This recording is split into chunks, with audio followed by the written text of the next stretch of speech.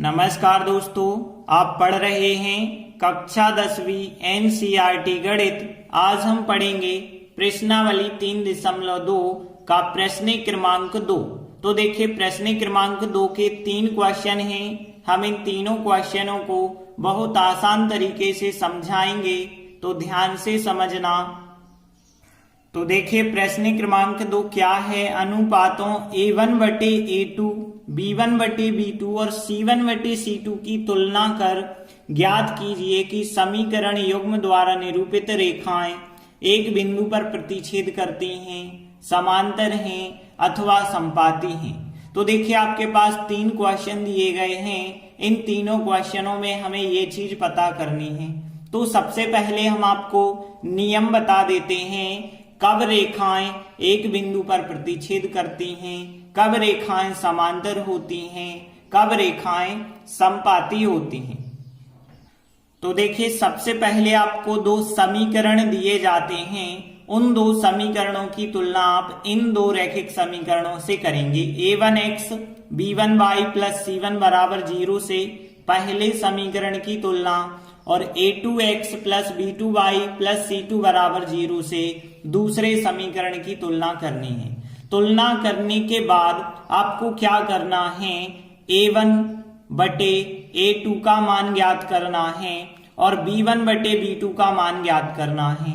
और देखना है, यदि दोनों बराबर नहीं मिले तो आपको C1/C2 तो निकालना ही नहीं है। यदि दोनों बराबर नहीं आए हैं तब रेखाएं मानी जाती हैं प्रतिच्छेदी। प्रतिच्छेदी रेखाओं का मतलब होता है कि वे रेखाएं जो एक बिंदु पर प्रतिच्छेद करती हैं, तो वो प्रतिच्छेदी रेखाएं कहलाती हैं। तो ध्यान देना, यदि हम इन दोनों समीकरण की तुलना इन दोनों समीकरण से करें और फिर देखें A1/A2 बराबर नहीं मिला है B1/B2 के, तो हम कह देंगे कि प्रतिच्छेदी रेखाएं हैं, या फिर इसी को हम कहते हैं अद्वितीय हल। तो ध्यान रखना, अद्वितीय हल भी होता है वही जो प्रतिच्छेदी रेखाएं होती हैं वो एक बिंदु पर काटती हैं, तो उनका एक हल निकल सकता है। उस एक हल को हम कहते हैं अद्वितीय हल। इसके बाद दूसरा नियम ध्यान देना। सबसे पहले हमने A1/A2 निकाला और B1/B2 निकाला। यदि दोनों बराबर नहीं आए तो ये शर्त पहली होती है, लेकिन यदि बराबर आ जाते हैं तो फिर हमें C1/C2 भी निकालना पड़ता है, क्योंकि ये दोनों तो बराबर आ गए, तो फिर हम इसे निकालेंगे। तो इसे जब हम निकालेंगे तो हो सकता है ये भी आपको बिल्कुल बराबर मिल जाए। तो यदि हमें तीनों बराबर मिल गए हैं तो रेखाएं होती हैं समपाती। समपाती रेखाएं, अब समपाती रेखाएं क्या कहलाती हैं, एक रेखा के ऊपर से जब दूसरी रेखा जाती है। देखिए, हमने अब ग्राफ सीखे थे, तो उस ग्राफ में हमने बताया था कि एक रेखा उसी के ऊपर से दूसरी रेखा चली जाती है तो वो समपाती रेखाएं कहलाती हैं। और समपाती रेखाएं तो अनेक जगह एक दूसरे को टच करती हैं, इसलिए हम कह सकते हैं इस स्थिति में अनेक हल होते हैं। तो यहाँ ये अनेक हल वाली शर्त हो गई, यही कहलाती है समपाती रेखाओं वाली शर्त। इसके बाद तीसरी शर्त देखते हैं। तो देखिए, A1/A2 और B1/B2 जब हमने निकाले थे तो बराबर नहीं है, तब ये शर्त, और 2 बराबर हैं और तीसरा भी बराबर है तो ये शर्त। और यहाँ पे हो सकता है ये 2 बराबर हों लेकिन C1/C2 बराबर नहीं हो। मतलब 2 चीजें तो बराबर हैं शुरुआत की, लेकिन C1/C2 बराबर नहीं है, तब रेखाएं होती हैं समांतर रेखाएं। ध्यान रखना, समांतर रेखाएं एक दूसरे को बिल्कुल भी टच नहीं करती हैं, बिल्कुल भी प्रतिच्छेद नहीं करती हैं। तो यहाँ पे कोई हल नहीं फिर उन समीकरण का निकल सकता है। तो ये शर्त होती है कोई हल नहीं की शर्त। तो ध्यान रखना, जब भी कहा जाए समांतर रेखाएं तो ये शर्त लगाएंगे, कोई हल नहीं कहा जाए तब भी यही शर्त लगाएंगे। समपाती रेखाओं के लिए ये शर्त, अनेक हल के लिए भी यही शर्त, प्रतिच्छेदी रेखाओं के लिए ये शर्त, अद्वितीय हल के लिए भी यही शर्त हम लगाते हैं। तो देखते हैं, पहला सवाल लेते हैं। तो यहाँ पे दो हमें समीकरण दिए गए हैं, तो हमने लिखा यहाँ समीकरण युग्म, ये हो गया पहला समीकरण और ये हो गया दूसरा समीकरण। अब देखिए, सबसे पहले हमें क्या करना है, इन दोनों समीकरणों की तुलना इससे और इससे करनी पड़ेगी।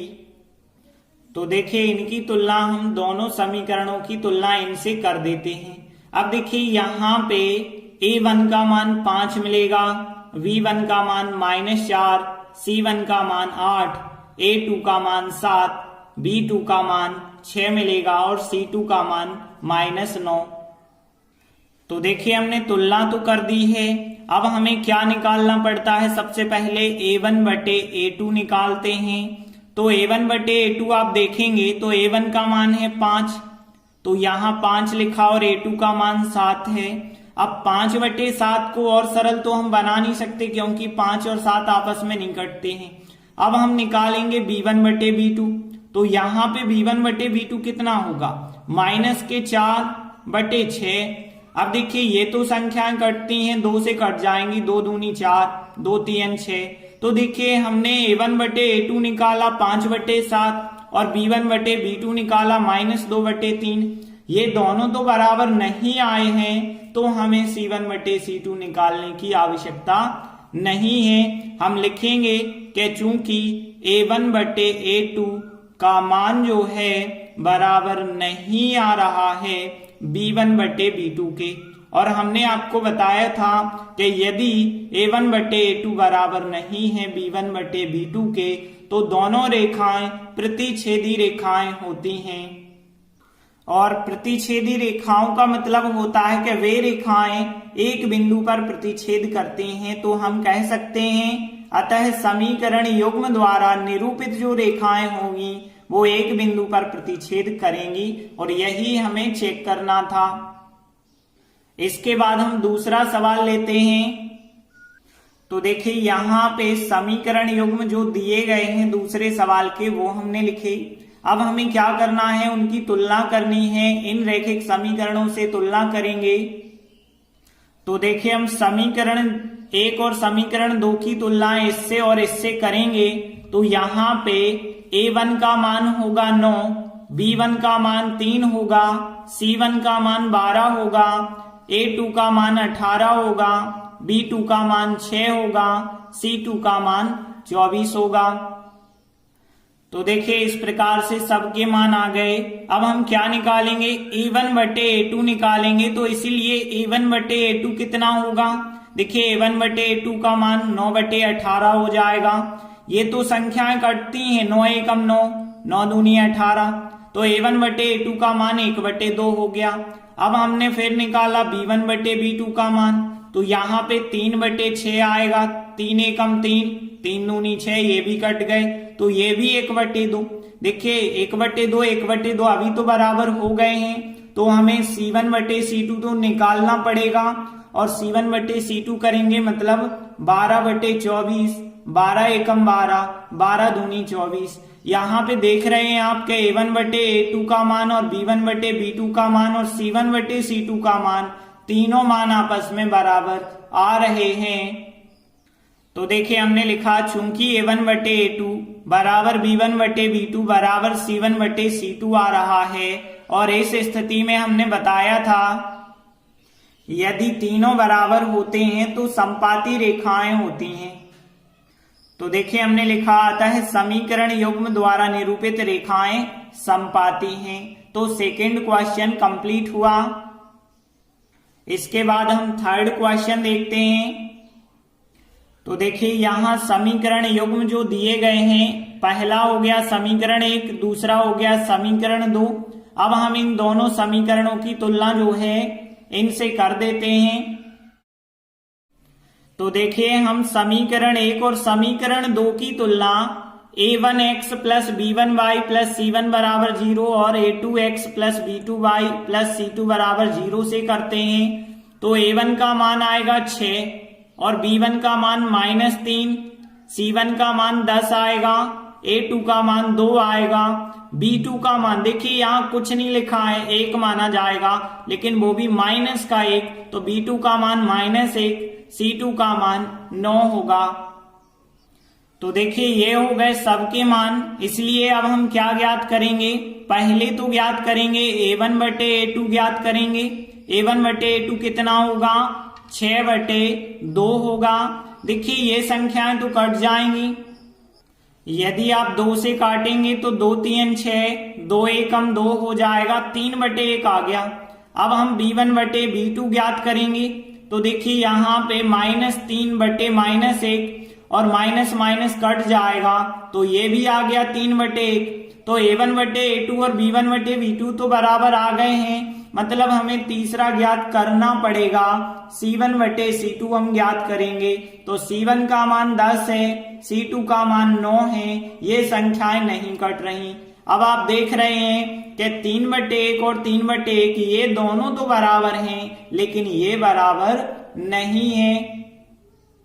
तो देखिए हमने लिखा चूंकि A1 बटे A2 बराबर आ गया है B1 बटे B2 के, लेकिन C1 बटे C2 तो बराबर नहीं आया।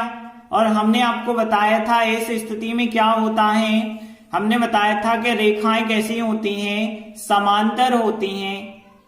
तो देखिए हमने लिखा आता है समीकरण युग्म द्वारा निरूपित रेखाएं समांतर हैं। तो इस प्रकार से तीसरा क्वेश्चन भी कंप्लीट हुआ। तो प्रश्न 2 के तीनों क्वेश्चन हमने कंप्लीट कर लिए हैं।